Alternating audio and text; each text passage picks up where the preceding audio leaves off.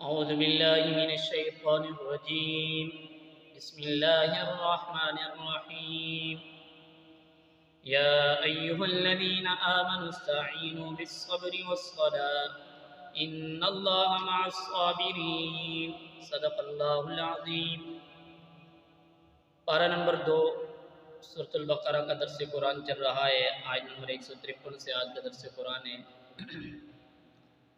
آج کے درس قرآن کے اندر اللہ تبارک و تعالیٰ کی ذات نے ایمان والوں کو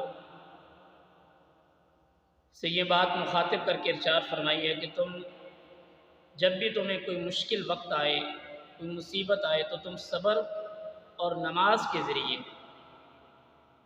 مدد اللہ تبارک و تعالیٰ سے لو. مصیبت آئی ہے اس پہ صبر کر لو.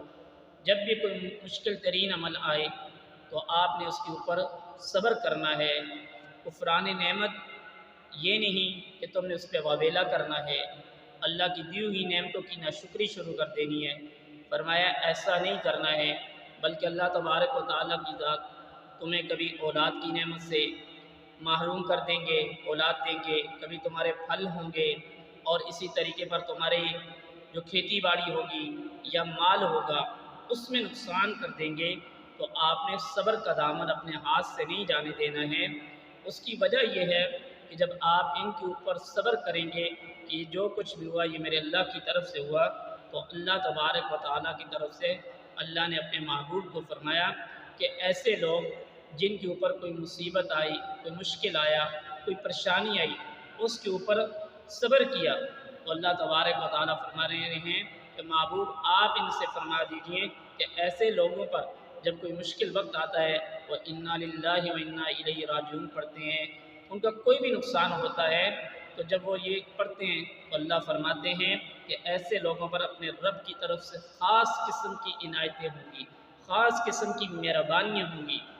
تو اس لیے جب بھی کوئی مشکل وقت آئے اس پر صبر کرنا چاہیے، نماز اللہ کے آگے رجوع کرنا چاہیے، رجوع اللہ کرنا چاہیے. تو اللہ تبارک و تعالیٰ فرما رہے ہیں یا ایھا الذین آمنوا استعینوا بالصبر والصلاۃ، اے مسلمانوں مدد لو صبر اور نماز کے ذریعے. ان اللہ مع الصابرین، بے شک اللہ تبارک و تعالیٰ کی ذات صبر کرنے والوں کے ساتھ ہے. ولا تقولوا لمن يقتل في سبيل الله اموات، اور نہ کہو ان کو جو مارے گئے ہیں اللہ کے راستے میں مردہ، بلکہ بل احیاء ولکن لا تشعرون، بلکہ وہ زندہ ہیں تم کو خبر نہیں ہے. یعنی وہ جس حال میں زندہ ہیں، جس حالت میں، اس کی کیفیت تمہیں علم نہیں ہے. وہ تو اللہ کے ہاں زندہ ہیں، وہ تمہارے سامنے، ان کو کچھ تمہیں ان کا کچھ علم نہیں ہو رہا، بلکہ وہ رب کے ہاں تو زندہ ہیں. اس لیے تم ان کو مردہ نہ کہو بلکہ وہ شہید ہیں. یعنی جو اللہ کے راستے میں مارا جائے وہ مردہ نہیں ہوتا ہے بلکہ وہ زندہ ہوتا ہے. تمہیں شعور نہیں ہے. اس کو اللہ تبارک و تعالیٰ کیا ایک خاص مقام حاصل ہے زندہ والا. وَلَنَبْلُوَنَّكُمْ بِشَيْءٍ مِّنَ الْخَوْفِ وَالْجُوعِ، اور البتہ ہم ضرور بضرور تم کو آزمائیں گے ڈر سے، والجوع اور بھوک سے، یعنی آپ کے اوپر مہنگائی کا عذاب، قحط کا عذاب آ جائے گا، یا کوئی بھی ایسا مسئلہ آ جائے گا. وَنَقْصٍ مِّنَ الْأَمْوَالِ، اور مال کے نقصان ہونے کی وجہ سے کاروبار چل رہا تھا اس میں نقصان ہو گیا، یا کوئی بھی ایسا مسئلہ ہو گیا، اللہ آزمائیں گے. آگے فرمایا وَالْأَنفُسِ، اور جانوں کے ذریعے، یعنی اللہ نے اولاد دی. بعض مفسرین کی رائے یہ ہے کہ اللہ نے اولاد دی اور اولاد کی نعمت چھین لی، تو اب یہ نہیں ہے کہ آپ اللہ تبارک و تعالیٰ کے اوپر الزام لگانا شروع کر دیں، بلکہ فرمایا آپ نے صبر کرنا ہے. والثمرات، اور میووں سے، باغات سے آپ کی فصلیں تیار ہوں گی. اللہ تبارک و تعالیٰ ایک ہی ہوا کا جھونکا بھیجیں گے، سب کو تہس نہس کر دیں گے. اب امتحان ہے کہ آپ نے صبر کرنا ہے، اور اگر صبر کا دامن آپ نے ہاتھ میں رکھا تو اللہ تبارک و تعالیٰ کیا فرماتے ہیں وَبَشِّرِ الصَّابِرِينَ.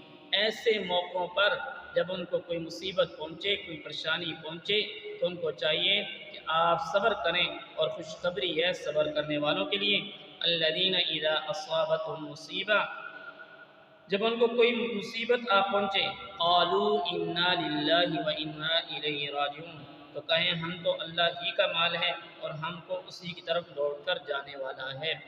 یعنی جب بھی زندگی میں کوئی مصیبت آئی، پریشانی آئی، کوئی بھی مسئلہ ہوا، تو ہمیشہ یہی کلمات انسان کی زبان پر ہو، انا للہ و انا الیہ راجعون۔ جو چیز انسان کے دل میں خوف پیدا کرے، ڈر پیدا کرے، یا اس کے دل کو اس کے دل پہ چوٹ دے کسی مصیبت کی وجہ سے، اس وقت یہی کلمات پڑھنے چاہیے۔ اولئک علیہم صلوات من ربہم ورحمہ۔ جب لوگ ان چیزوں پر صبر کریں گے تو اللہ کیا فرمائے؟ ایسے ہی لوگوں پر عنایتیں اپنے رب کی اور مہربانی ہیں۔ اولئک هم المهتدون، اور یہی لوگ سیدھے راستے پر بھی ہیں۔ یعنی جب ان پر کوئی مصیبت آئی، مشکلات آئی، پریشانی آئی، اس پر صبر کیا، تو اللہ تبارک و تعالیٰ کی ذات فرما رہے ہیں یہی لوگ سیدھے راستے کے اوپر ہیں۔